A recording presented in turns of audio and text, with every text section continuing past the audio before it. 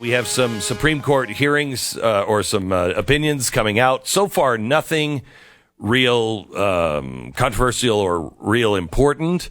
I mean, they're all important. It's just an honor to be nominated to be an opinion of the Supreme Court.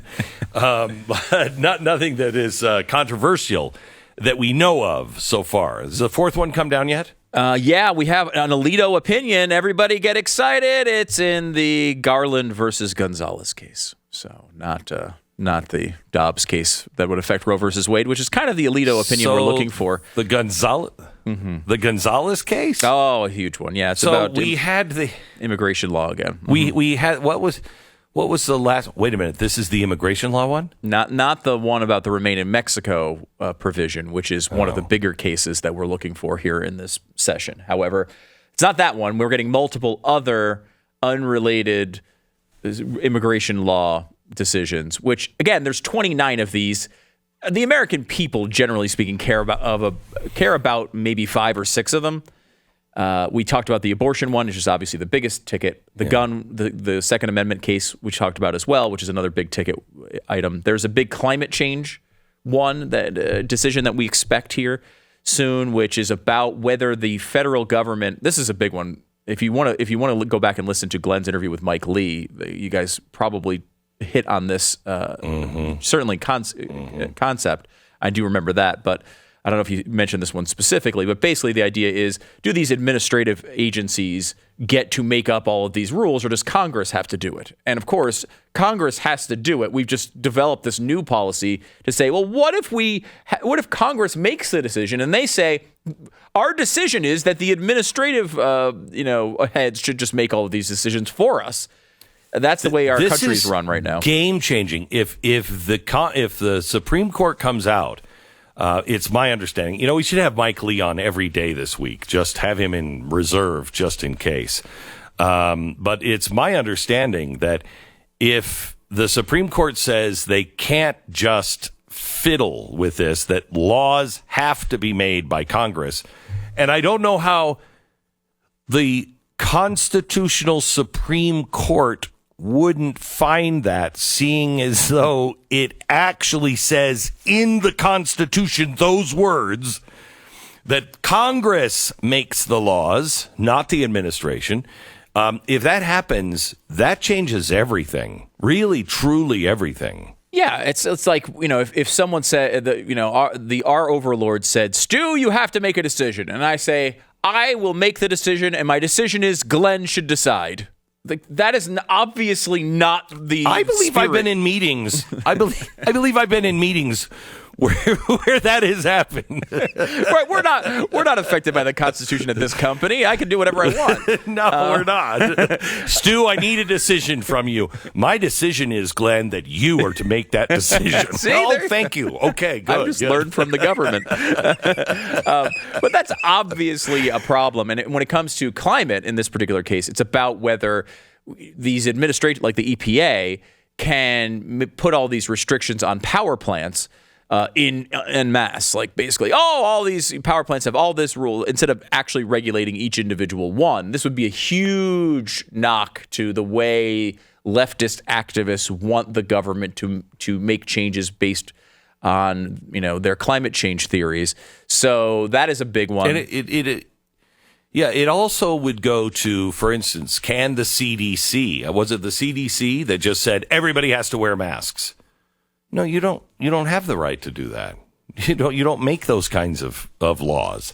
Was it the CDC or technically the interesting part about that is they didn't say that. They had a recommendation that said that because we are protected, because we have a structure of government that protects us from agencies making those sorts of regulations on their own. They can't just put in a national regulation to enforce masks. If you go back and look at the details, even of the shutdowns, Glenn. I mean, the shutdowns, everybody remembers the shutdown as this big federal shutdown. They remember Donald Trump in front of the country saying, 15 days to slow the spread. Everybody remembers that press conference, but at no point was there force of law behind every state needing to shut down. And you remember states like South Dakota and Iowa not doing it. They didn't do that. A lot of people decided to stay home on their own, but there was not a nationwide shutdown at any point during the pandemic. That actually didn't happen. And so that's because of the structure of our country, right? That is foundational to why we've been a success, because these states are able to do different things, whether we like them or not. And so the left would love this to be centralized. They just, of course, don't have that right. If you remember, however, when it comes to Obamacare, do you remember reading that? Because that's the one bill where I think we all read all 3,000 pages or whatever, ungodly. I mean, oh, gosh. And do you remember how many times, almost on every page, it said the secretary shall make the laws or the rulings on X, Y, and Z. And the reason why Congress has done this is because they want to go, it's not us. It's not us. We didn't make that law. I don't have any control over that law. And our founders, the one thing they did miss is they thought that human beings, because this is the way it normally works, human beings would claw for power. And so they gave and broke the powers up between these three branches, thinking that they would never give away their power to the Supreme Court or to the administration. And the administration would never give it to Congress or the Supreme Court. But they're all such weasels that they don't want to actually do anything. They don't want to make any hard decisions. And so they're all like, yeah, let some faceless, nameless bureaucrat that's never been elected to dog catcher, let him make the decision. That way we can go, I don't know who made that decision. That's weird. We didn't make it. It was somebody in the EPA, and you'll never know their name. Okay, that's not the way it's supposed to work. Yeah, no, it's not. You're supposed to be able to hold people accountable for the terrible things that they do. This is something that the government does all the time. And unfortunately, this, no matter what this ruling is, it's not going to unwind all of that craziness, but it would at least limit in the environmental activist sort of agenda on this approach. And that would be certainly positive. It does look like we're not going to get any of the huge, big ticket cases today. I wouldn't think we would. It would have been very surprising if we did get that. We did. It does not look like it looks like there's one more coming down, but it's not going to be one of the big ones. So I think we get more decisions on Wednesday this week. Yeah, we do. Honestly would know, though. I mean, I feel like they change these rules every 10 seconds. But as you point out, in the case of Obamacare, which also broke in the middle of the show, every news agency reported that wrong when it happened. If you were listening to any radio show, any news broadcast, you thought initially Obamacare was completely overturned. And we were the only ones who actually got that right when it happened, because everybody was... We're like, wait a minute, hold on just a second. They skipped to the bottom and looked at the names and, okay, it must be this. And we went through that as quick as possible live on the air and said, wait a minute, that's not what this says. Everyone's reporting it got overturned. It didn't. You know, the Medicare part of that was kind of a false, it was a juke to one side, and everyone bought that and wound up flat on their face that day. Well, also because I think we've learned our lesson. If John Roberts wrote the decision... it doesn't mean it went for the conservatives. You better spend a lot of time looking at every word that he wrote. And I just made the same mistake, kind of. I said, oh, it's Amy Coney Barrett, and so it must be for the conservatives. That's not always true, and that's what people do real quick while they're on the air, like I did. But hopefully she's pretty solid. John Roberts... I mean, is he anything other than a politician at this point? I wouldn't call him a liberal. I wouldn't call him a conservative. I'd call him a politician. It seems to be what he sees his job as. He sees his job as like a head PR operative for the Supreme Court. Like, how do we make people like us more? How do we keep our reputation strong? Well, how about looking at the damn Constitution and making an honest decision? Right. That's during the podcast with Mike Lee, we talked about that. And he said John Roberts is a direct product of the FDR packing the courts.